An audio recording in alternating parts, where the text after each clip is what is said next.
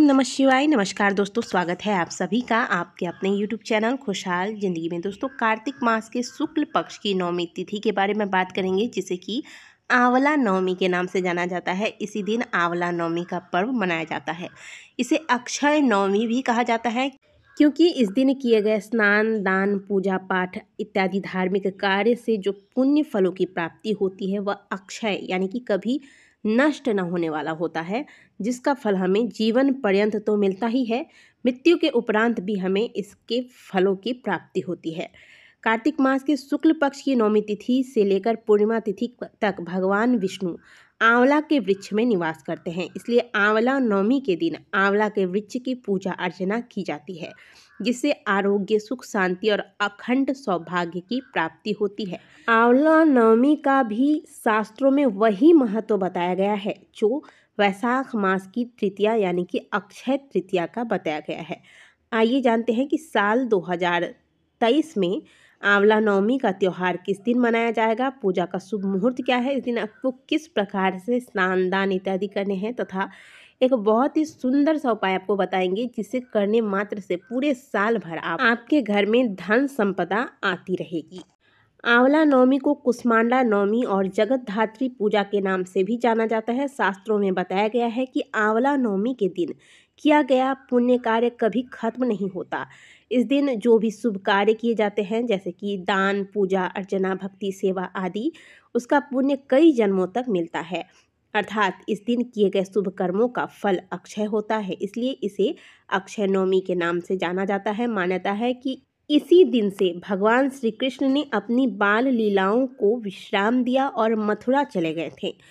कार्तिक महात्म की कथा बताती है कि जितना प्रिय भगवान विष्णु को तुलसी का पौधा है, उतना ही प्रिय आंवले का पौधा भी है। भगवान विष्णु को अत्यंत ही प्रिय होने की वजह से भगवान विष्णु इस दिन आंवला वृक्ष के पत्तों पर निवास करते हैं। इसीलिए इस वृक्ष की पूजा अर्चना करने का तथा इस वृक्ष के नीचे बैठकर भोजन बनाने तथा भोजन करने का विधान आज हमारे शास्त्रों में बताया गया है। आंवला नवमी साल 2023 में प्रारंभ हो रहा है 21 नवंबर सुबह 3:16 से, और इस तिथि का समापन 22 नवंबर रात 1:08 पर होगा। ऐसे में उदया तिथि को मानते हुए 21 नवमी दिन मंगलवार को आंवला नवमी का पर्व मनाया जाएगा। आंवला नवमी के पूजा का जो शुभ मुहूर्त होगा वह होगा सुबह 6:48 से लेकर दोपहर 12:07 तक।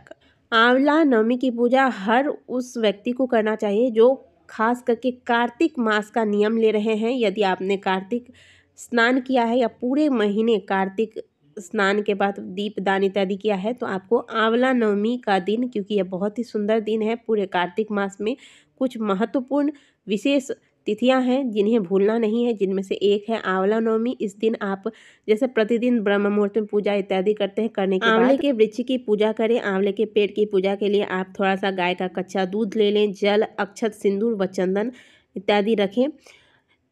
दूध मिश्रित जल अर्पित करने के बाद सिंदूर, चंदन, अक्षत, पुष्प इत्यादि अर्पित करें। इसके बाद भगवान विष्णु के ओम नमो भगवते वासुदेवाय मंत्र का जाप करते हुए मौली धागा लेकर आंवले के वृक्ष में आपको बांधना है। आप 3 बार बांध सकते हैं, 3 बार धागा लपेट सकते हैं, या फिर आप चाहें तो 7 बार भी लपेट सकते हैं।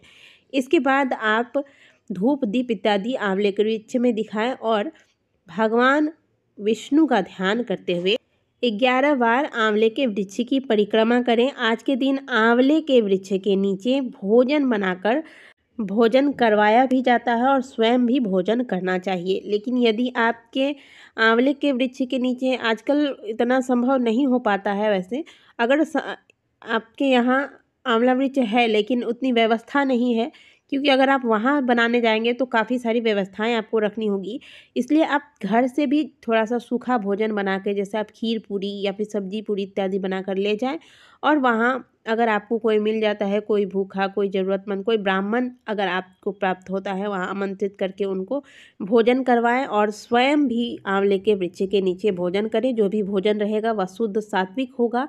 आज के दिन दान करने का बहुत विशेष महत्व है। आज के दिन आंवले का दान किया जाता है। साथ ही आज के दिन कद्दू व सोने का दान देना बहुत शुभ माना जाता है। इस दिन ब्राह्मण या फिर किसी गरीब को भोजन कराएं। जैसा कि हमने आपको बताया कि आंवला वृक्ष के नीचे आप अगर हो सके तो करवाएं। अपने सामर्थ्य अनुसार वस्त्र और दक्षिणा दें। साथ ही इस दिन आंवले का सेवन करना, जो आप भोजन बनाएंगे उसमें आप आंवले का प्रयोग करें, और नहीं कुछ तो आप आंवले की चटनी बना लें। लेकिन इस बात का ध्यान रखिएगा कि आंवले के वृक्ष से आज आपको आंवला नहीं तोड़ना है, ना ही आंवले की कोई टहनी तोड़नी है। जो भी करना है आप पहले से या तो आप खरीद कर ले आएँ, या फिर अगर आंवले के वृक्ष से ही आपको लेना है तो जो नीचे गिरा हुआ है वो आंवला आप ले सकते हैं। जो आपको शुभ मुहूर्त बताया गया है उस अनुसार ही आपको ये सारे कार्य करने हैं। इसके बाद शाम के वक्त जब अंधेरा हो जाए थोड़ा, तो इसी वृक्ष के नीचे जाकर आप दीपदान अवश्य कीजिएगा। दीपदान का विशेष महत्व है आज के दिन। देखिए, आप कार्तिक मास में चाहे जितने दान करते हैं उनमें श्रेष्ठ दान दीपदान ही कहलाता है। तो दीपदान आज के दिन अवश्य करना है। शाम को जब सूर्यास्त हो जाए, अंधेरा रहे थोड़ा, इसके बाद ही दीपदान करना चाहिए। दोस्तों, इस प्रकार से आंवला नवमी में अक्षय पुण्यों की प्राप्ति के लिए जो हमने 1 महीने तक कार्तिक मास में स्नान किया, तुलसी पूजन किया, सूर्य देव की आराधना की, भगवान विष्णु की आराधना की, ये सब कुछ किए हैं। अब कार्तिक मास समापन की ओर है और कुछ बहुत ही सुंदर सुंदर पावन तिथियां हमें प्राप्त होने वाली है, जिनमें से की है एक आंवला नवमी, जिसे हम अक्षय नवमी कहते हैं। इसे आपको गंवाना नहीं है। जितना हो सके आज के दिन भगवान का नाम लीजिए, शुभ कार्य कीजिए। शुभ कार्य अर्थात पूजा पाठ, स्नान, दान इत्यादि, ये चीज़ें आपके कार्तिक स्नान में 4 चांद लगा देगा। दोस्तों, आशा करते हैं कि दी गई जानकारी आपको अच्छी लगी होगी। वीडियो अच्छी लगी है तो वीडियो को लाइक कीजिएगा। कमेंट बॉक्स में हर हर महादेव अवश्य लिखिएगा। मिलते हैं आपसे अगले वीडियो में, तब तक के लिए ओम नमः शिवाय, हर हर महादेव।